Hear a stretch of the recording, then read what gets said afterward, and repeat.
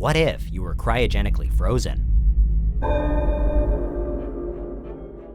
We know that freezing food helps to preserve it for longer periods of time, saving it from spoiling by slowing down the movement of the molecules at work inside of it. But could the same thing ever work with human beings? More than a popular theme for science fiction, is there really a way to use the power of cold to our advantage?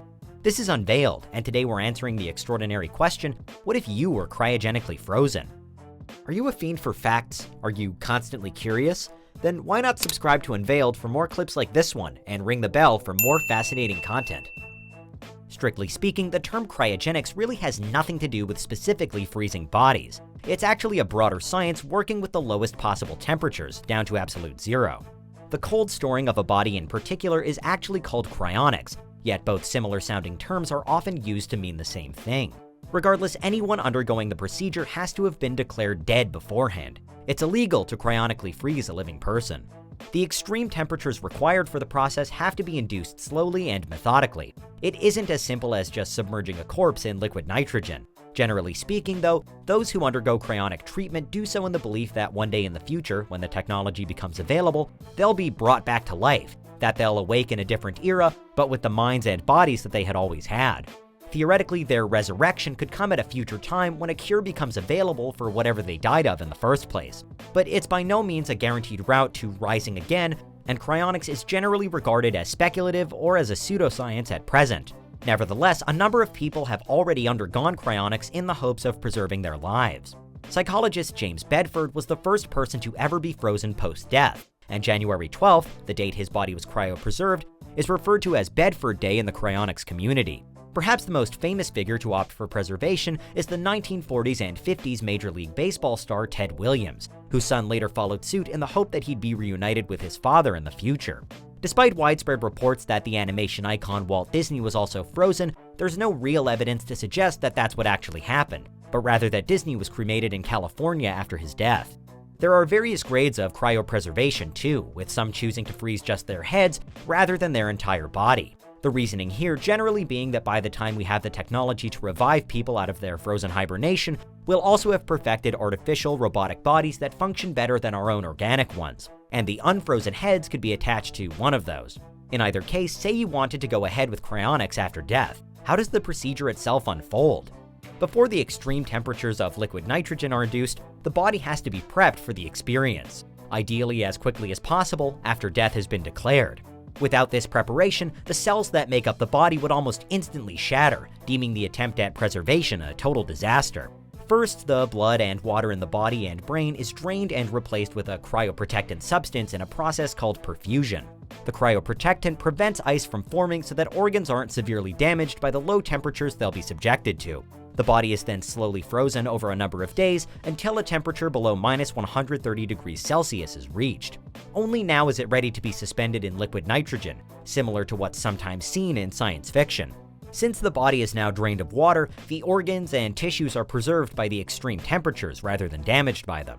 The cryopreserved person is in stasis and won't decompose, ready for if science ever discovers how to safely bring them back.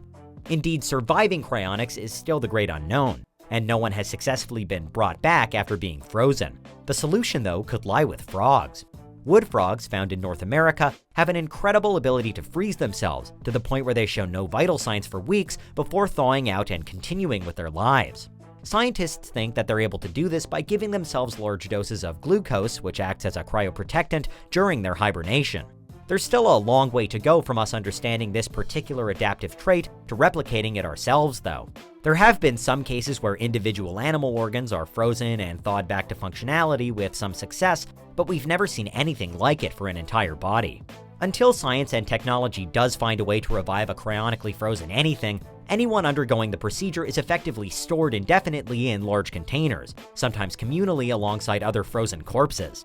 In many ways, it's a bleak and dystopic vision, but if you were frozen and you ever were reawakened, then it could well feel to you like no time had passed at all. Your last memory would be the one right before your death, only now you'd exist in what could be a completely different future world.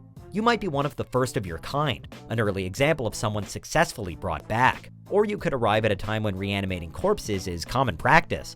But equally, there's the risk that you'd end up being an unsuccessful case study, an example of an attempted revival that didn't work out.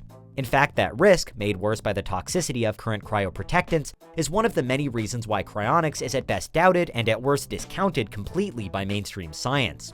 But there are major ethical concerns as well. For one, as cryonics is only legal after you're pronounced dead, how can you really be dead if there's still the hope that one day in the future you'd be alive again? But also there's the problem that anyone undergoing cryonics is placing their hopes in the hands of an unknown future society, one which would have the power to pick and choose who to resurrect and when to do it. But even before then, they're banking on whichever cryonics company they opt for still being in business whenever the revival technology is developed. Today, the vast majority of cryonics facilities from the late 60s and early 70s, for example, have closed down, and were forced to thaw and dispose of the preserved bodies that they had kept. Sure, if cryonics was ever proven to truly work, then it could afford all of us new and exciting opportunities. We'd see people living in different centuries in order to avoid death.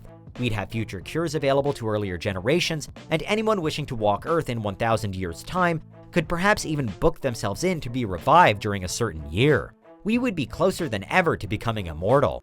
For now, though, we're waiting on the technology to make any of that possible, and we could be waiting a very long time. But that's what would happen if you were cryogenically frozen. What do you think? Is there anything we missed? Let us know in the comments, check out these other clips from Unveiled, and make sure you subscribe and ring the bell for our latest content.